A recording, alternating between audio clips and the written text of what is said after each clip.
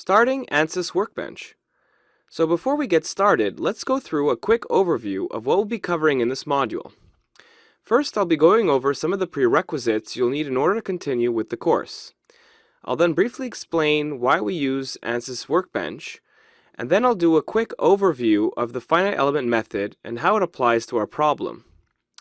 Finally, we'll start ANSYS Workbench, and then we'll go over the interface, the units, importing CAD files, and finally, the engineering data application, where you'll define your materials for the analysis. Prerequisites. First, you'll need ANSYS version 17 already installed and configured, along with either a mechanical or structural license. If you don't know what any of these are, then you should please contact your ANSYS vendor for more information, as this course will not cover how to install ANSYS Workbench. Secondly, you'll need to have a good knowledge of the finite element theory, which means that you would have a solid engineering background, and you should be familiar with some of the governing finite element equations, such as stiffness times displacement equals force, as well as some basic knowledge of element types such as the tetrahedron and hexahedron and their node counts. So why use ANSYS software? Well, ANSYS is a useful tool to solve problems with complicated geometries, loadings, and material properties where analytical or hand calculation solutions are difficult to obtain. In our problem, for example, we have a lifting lug design with a bolted connection and multiple fillet radiuses and somewhat complex geometries. So let's say we want to solve the stress in every area of the system and find the location of maximum stress. It would be possible, however, it would be much more time-consuming and less accurate when compared to the finite element method. So we also use ANSYS to ensure the design safety of our equipment.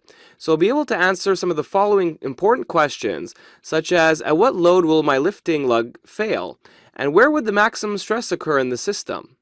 And finally, it'll also be able to help us provide design insights and optimization, which could potentially save us material costs and increase the components factor of safety. So here's a quick finite element method workflow overview. One will start off with a physical model they would like to analyze. They will then take the model and convert it to a 3D CAD model and split the model into many elements, hence the name finite element.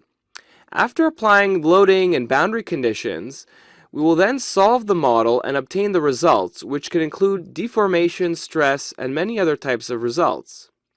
So in our case, the physical model is the lifting lug, and the FEM model will be the conversion of the real model into a 3D CAD model, and then after dividing the model into finite elements and applying the correct load and boundary conditions, we'll finally obtain our stress results, deformation, and other results.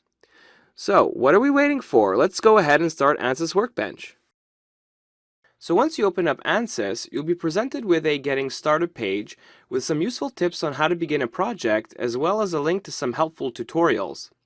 I'm just going to go ahead and uncheck this for now and click on OK because I don't want this pop-up to keep on showing up every time I launch ANSYS. If you ever want to bring this page back up, you can always go ahead into the Tools, Options, and under the Project Management tab, you will see here the checkbox for Show Getting Started dialog.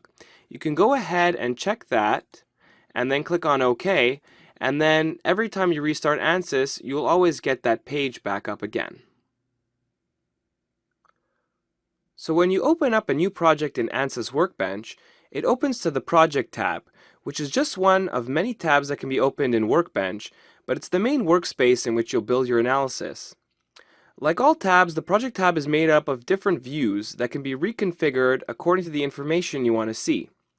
By default, the Project tab has the Toolbox view and the Project Schematic view. The Toolbox view contains the types of data you can add to the project schematic. The systems are divided into categories, which can be expanded or collapsed in order to show or hide the system in that category. The analysis systems are ready-made stencils that include all the individual components needed for a common analysis, such as the geometry, the mesh, the solver, and post-processor. The component systems are the individual building blocks for each stage of these analyses. So one could create their own analysis system by using these blocks. If you decide to create a custom system and would like to save it, it will be shown in the Custom Systems category right here. Finally, the Design Exploration category right here provides tools for optimizing the design and understanding the parametric response of the systems. Now, these toolboxes can also be customized to add or remove systems as needed in order to personalize your workspace. And if you don't see any systems here on the left, then you most likely have a licensing issue and you should contact your ANSYS vendor for support. The mechanical or structural license that I mentioned before should give you access to the analysis system called Static Structural, which is the only system we'll be using for this course. So you don't have to worry about any other systems. Isn't that easy? Next, at the top of Workbench, you have the menu bar, which contains the File menu, where you can go ahead and create a new project, open a project, save a project, as well as Archive, which is slightly different. This basically saves all the project files into one single file, which makes it easy to send over email.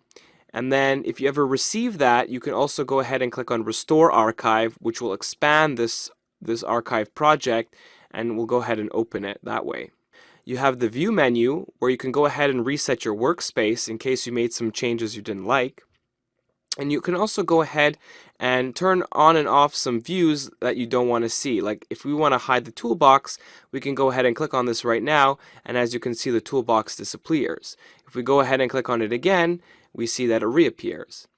We have the Tools menu, which contains some license preferences as well as ANSYS options. We have the Units menu, where you can go ahead and change your units. The Extensions menu, where if you go on ansys.com, you can go ahead and download some extra extensions which can further enhance your ANSYS experience. The Jobs menu, where you can go ahead and launch a solve on a remote machine. And finally, you can click on the Help menu, and more specifically the ANSYS Workbench help, which contains all the documentation for ANSYS that you'll need to get started. At the bottom, we have the status bar, which shows ready and a green light. If this was red, this would mean that ANSYS is currently either loading an operation or maybe loading an analysis system. On the right here, we have some quick access tools to the remote job monitor, the progress, as well as the ANSYS messages, which is quite useful. So you can go ahead and check this box right now.